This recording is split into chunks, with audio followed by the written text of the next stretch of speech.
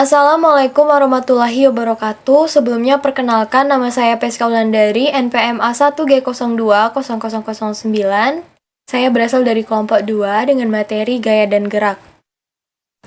Baik, di sini saya akan membahas materi mengenai yang pertama yaitu gaya fundamental, yang kedua gaya, yang ketiga hukum Newton, dan yang keempat itu gerak. Langsung saja kita masuk kepada pembahasan yang pertama yaitu gaya fundamental. Gaya fundamental adalah gaya paling dasar yang mengatur interaksi dan peluruhan antara partikel dari skala subatomik hingga astronomis.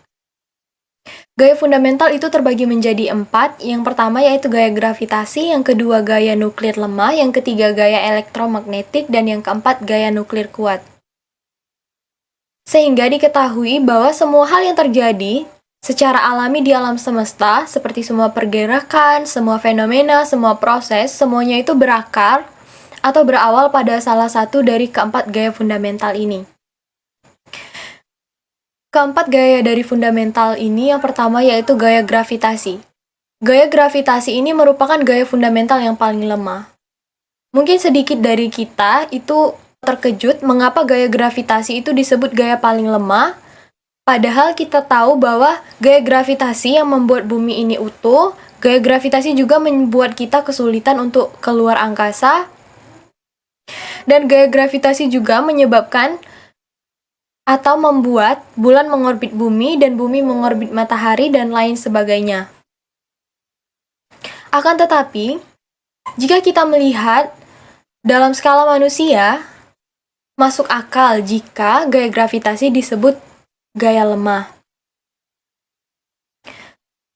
Bisa kita lihat contoh di kehidupan kita sehari-hari, jarak antara kita dan handphone, kipas, botol, serta benda di sekitar lainnya, itu sebenarnya terjadi gaya tarik-menarik, akan tetapi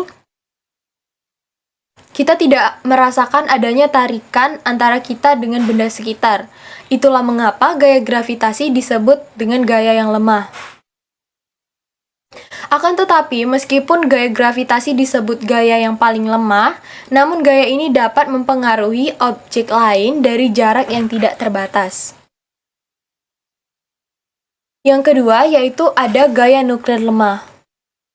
Dari keempat gaya fundamental, gaya nuklir lemah merupakan gaya yang paling sulit untuk dipahami. Mengapa demikian? Gaya inilah yang menyebabkan perluluhan partikel. Atau bisa kita artikan, gaya inilah yang menyebabkan perubahan suatu partikel subatomik menjadi jenis partikel subatomik lainnya. Gaya nuklir lemah merupakan gaya terlemah kedua setelah gaya gravitasi. Namun, kekuatannya yaitu sekitar 6 dikali 10 pangkat 25 kali lebih kuat dari gaya gravitasi.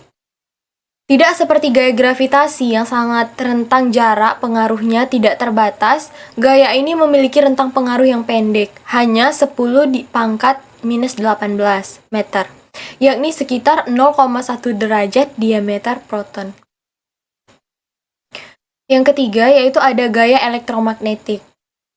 Gaya elektromagnetik adalah gaya yang terjadi pada partikel bermuatan listrik. Tarik-menarik dan tolak-menolak antara partikel yang bermuatan adalah salah satu fenomena yang disebabkan oleh gaya elektromagnetik ini. Tarik-menarik jika memiliki muatan yang berbeda, tolak-menolak jika memiliki muatan yang sama. Fenomena umum lainnya akibat gaya ini adalah radiasi elektromagnetik dan magnet. Pada umumnya, gaya elektromagnetik ini juga disebut dengan gaya Lorentz. Gaya ini adalah gaya fundamental terkuat kedua setelah gaya nuklir kuat, yakni sekitar 6 dikali 10 pangkat 36 kali. Lebih kuat dari gaya gravitasi. Seperti halnya gravitasi, gaya ini tidak memiliki jarak batas pengaruh. Artinya, dua partikel dengan jarak triliunan tahun cahaya pun dapat saling mempengaruhi.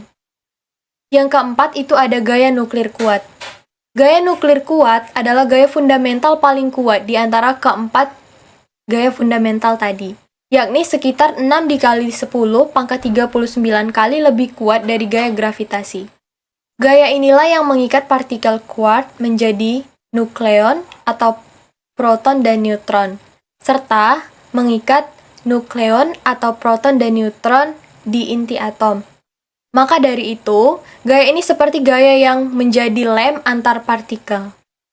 Selanjutnya yaitu gaya. Gaya adalah tarikan atau dorongan. Gaya juga dapat menyebabkan perubahan keadaan pada benda, diantaranya seperti perubahan kecepatan, arah gerak, dan bentuk dari suatu benda. Jadi, ketika kita melakukan suatu tarikan atau dorongan pada suatu benda, maka bisa dikatakan kita itu melakukan sebuah gaya terhadap benda tersebut.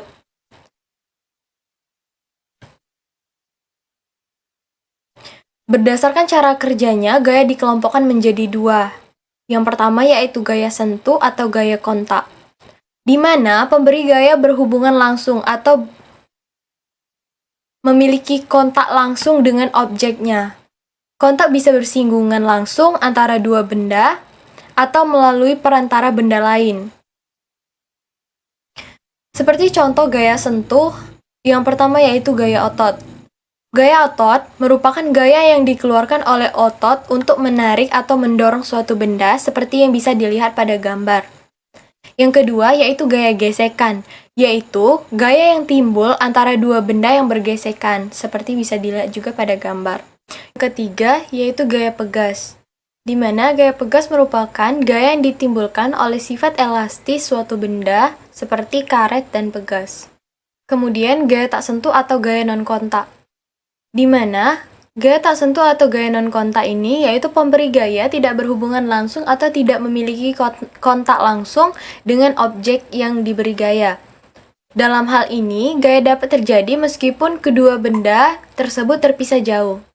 Seperti contoh yaitu yang pertama gaya gravitasi, yang mana merupakan gaya tarik yang dihasilkan oleh bumi. Seperti contoh pada gambar, di mana buah yang jatuh merupakan contoh dari gaya gravitasi.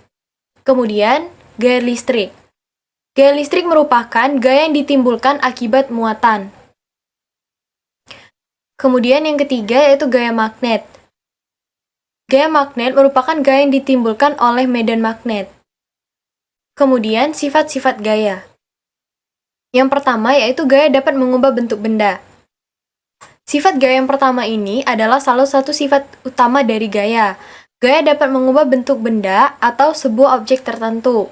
Seperti contoh pada gambar di samping, bentuk mula-mula benda yang awalnya berbentuk panjang, kemudian setelah adanya gaya, membuat benda tersebut menjadi seperti boneka. Kemudian, sifat gaya yang kedua yaitu dapat mengubah arah benda. Gaya tidak hanya dapat mengubah bentuk benda saja, akan tetapi gaya juga dapat mengubah arah dari benda. Gaya dapat mengubah arah benda yang bergerak. Benda yang bergerak dapat berubah ke arah lain melalui gaya. Seperti contoh pada gambar, bola yang awal mulanya dilemparkan ke arah bawah, akan tetapi karena adanya pantulan atau gaya, sehingga mengubah arah bola tersebut menjadi ke atas. Kemudian yang ketiga yaitu gaya dapat mengubah benda yang diam menjadi bergerak. Sifat dari gaya ini adalah dapat mengubah benda yang awal mulanya diam, kemudian menjadi bergerak. Dapat kita lihat pada contoh gambar, yaitu bola yang awalnya diam, kemudian ditendang oleh anak sehingga menjadi bergerak. Kemudian, yang keempat yaitu gaya dapat mengubah benda bergerak menjadi benda yang diam. Sifat gaya yang keempat ini adalah sifat sebaliknya dari poin sebelumnya. Jadi melalui gaya, benda yang bergerak dapat menjadi diam. Seperti contoh pada gambar, bisa dilihat, awalnya sepeda itu melaju dan dilajukan oleh anak, kemudian anak tersebut memberikan gaya, sehingga sepeda tersebut menjadi diam atau berhenti, bergerak. Kemudian yang kelima yaitu gaya dapat mengubah kecepatan gerak benda. Sifat gaya yang kelima atau yang terakhir ini adalah gaya dapat mengubah kecepatan gerak pada suatu benda. Jadi melalui gaya, benda yang bergerak dapat diatur batas kecepatannya, bisa dibuat melambat atau bahkan lebih cepat. Bisa kita lihat pada contoh, seperti sebuah mobil. yang sedang dikendarai. Jadi melalui gaya, mobil bisa diatur kecepatannya. Mobil bisa berjalan dengan sangat cepat maupun sangat lambat. Jadi semua itu tergantung pada gaya yang diberikan oleh orang yang menyetir mobil tersebut. Selanjutnya itu mengukur gaya. Besaran gaya itu dapat diukur. Nah, nama alat ukur pada gaya itu yaitu neraca pegas, seperti dapat dilihat pada gambar. Neraca pegas ini berisikan sebuah pegas. Apabila dikenai gaya, pegas di dalam neraca tersebut meregang. Jarak peregangan dapat dibaca pada skala neraca. Nah, angka pada skala menunjukkan besar gaya yang sedang diukur. Materi selanjutnya yaitu hukum Newton. Hukum Newton adalah hukum gerak yang menjadi hukum dasar dinamika dengan merumuskan gaya terhadap pengaruh gerak pada benda tertentu. Nah, rumus hukum Newton dikenal dengan istilah hukum Newton 1, hukum Newton 2, dan hukum Newton 3. Adapun bunyi dari hukum Newton, hukum ke-1 Newton berbunyi jikalau resultan gaya yang bekerja pada benda adalah 0, n, maka benda akan bergerak dengan kecepatan tetap atau benda akan diam. Jadi gaya sama dengan 0. Hukum kedua Newton berbunyi jikalau terdapat resultan gaya yang bekerja pada benda, maka benda tersebut akan mengalami percepatan. Jadi gaya sama dengan m dikali a. Hukum ketiga Newton berbunyi jikalau ada gaya aksi yang bekerja oleh benda satu ke benda 2, maka akan terdapat gaya reaksi yang bekerja oleh benda kedua ke benda ke-1 dengan besar yang sama tetapi arah berlawanan. Maka gaya aksi sama dengan gaya reaksi. Kemudian gerak. Gerak adalah perpindahan atau pergerakan yang terjadi pada suatu benda, seperti bisa kita lihat pada contoh gambar di samping. Ada macam-macam gerak benda. Yang pertama yaitu gerak benda berdasarkan bentuk lintasan. 1. Gerak lurus. Gerak benda yang terjadi pada lintasan lurus. Contohnya, mobil yang bergerak maju, buah apel yang jatuh dari pohonnya, kereta api yang melaju pada rel yang lurus, dan semua objek yang bergerak pada lintasan lurus. Maka itu dikatakan gerak lurus. Yang kedua yaitu gerak melingkar. Gerak benda yang terjadi pada lintasan melingkar mengelilingi suatu titik tetap atau sumbu putar. Dalam gerak melingkar, jarak benda dengan pusat putaran akan selalu tetap, tetapi posisi benda terhadap pusat lingkaran berubah. Contoh gerak melingkar yaitu seperti pajarum jam analog, biang lalah, bumi yang berotasi, roda kendaraan, baling-baling pesawat, dan masih banyak lagi. 3. Gerak parabola. Gerak parabola dikenal juga dengan gerak peluru, yang mana merupakan gerak benda yang terjadi pada lintasan berbentuk parabola atau melengkung. Contoh yang bisa kita temui dalam kehidupan kita sehari-hari yaitu gerak bola yang melambung ketika ditendang atau dilemparkan ke atas. Kemudian gerak benda berdasarkan acuan pengamatan.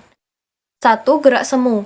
Gerak yang sifatnya seolah-olah kita sedang melihat benda lain bergerak, atau bisa juga disebut dengan ilusi.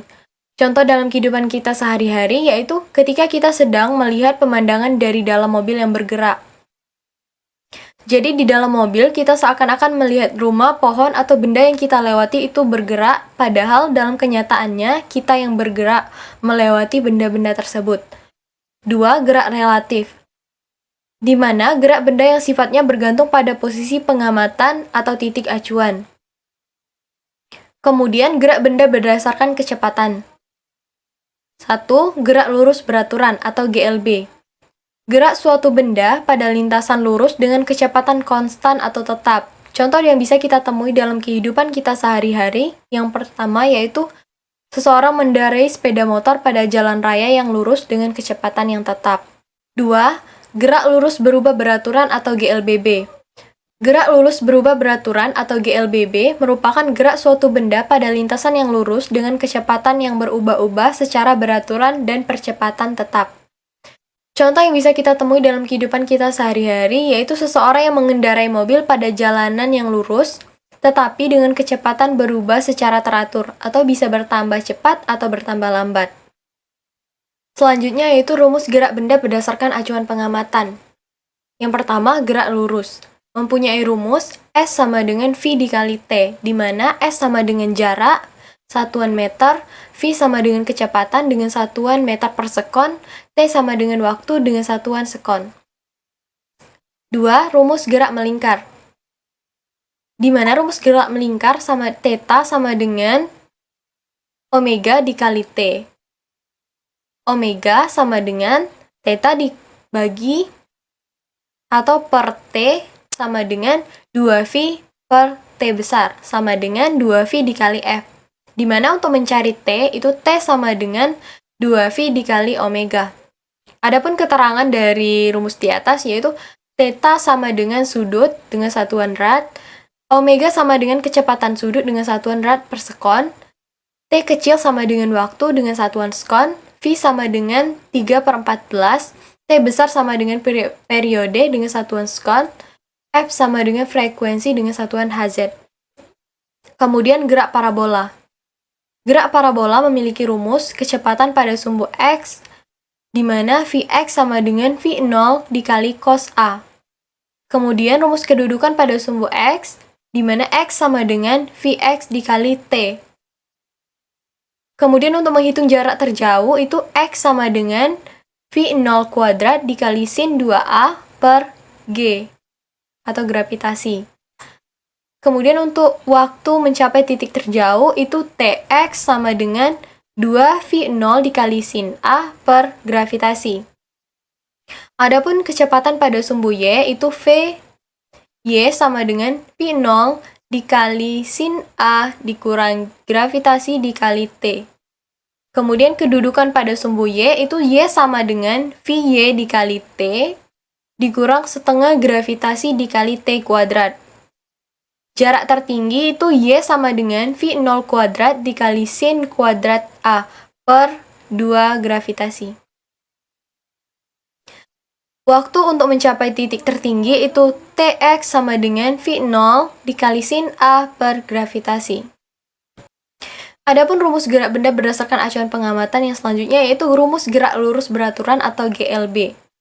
Di mana untuk mencari V itu V sama dengan S per T, rumus dari S atau jarak itu S sama dengan V dikali T, untuk mencari T atau waktu itu T sama dengan S per V. Adapun keterangannya yaitu V kecepatan satuannya itu meter per sekon, S jarak satuannya meter, T itu waktu satuannya sekon. Kemudian gerak lurus berubah beraturan, di mana Vt sama dengan V0 plus minus A dikali T. S sama dengan V0 dikali T plus minus setengah A dikali T kuadrat. Vt kuadrat itu sama dengan V0 kuadrat di plus minus 2 dikali A dikali S.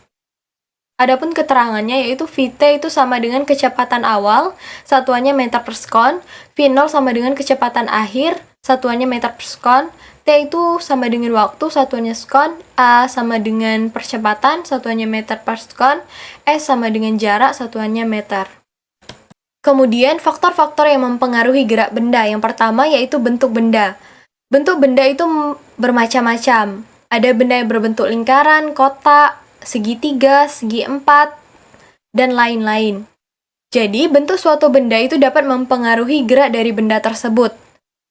Misalnya, roda sepeda mudah bergerak, bola berbentuk bulat sehingga mudah menggelinding. Sehingga dapat diambil kesimpulan bahwa benda yang berbentuk bulat atau lingkaran itu mudah bergerak daripada benda yang berbentuk kotak, segitiga, dan lain-lain. Kemudian yaitu ukuran pada benda. Ukuran suatu benda dapat mempengaruhi geraknya. Jadi ukuran dari suatu benda itu mempengaruhi gerak dari benda tersebut. Seperti berat dan ringan dari suatu benda. Jadi semakin berat benda, maka akan semakin cepat benda itu terjatuh. Seperti contoh, besi akan jatuh lebih cepat karena berat, sedangkan kapas jatuh lebih lambat. Yang ketiga, permukaan benda. Jadi, jenis permukaan suatu benda dapat mempengaruhi gerak dari benda tersebut, yaitu permukaan benda yang kasar dan ada juga permukaan dari benda yang halus. Benda yang permukaannya lebih halus itu cenderung mudah bergerak daripada benda yang permukaannya jauh lebih kasar. Karena benda yang permukaannya kasar, gaya gesekannya lebih besar daripada benda yang permukaannya lebih halus. Jadi semakin kasar permukaan benda, semakin sulit benda itu menggelinding atau bergerak. Baik, mungkin itu saja materi yang dapat saya sampaikan. Terima kasih. Wassalamualaikum warahmatullahi wabarakatuh.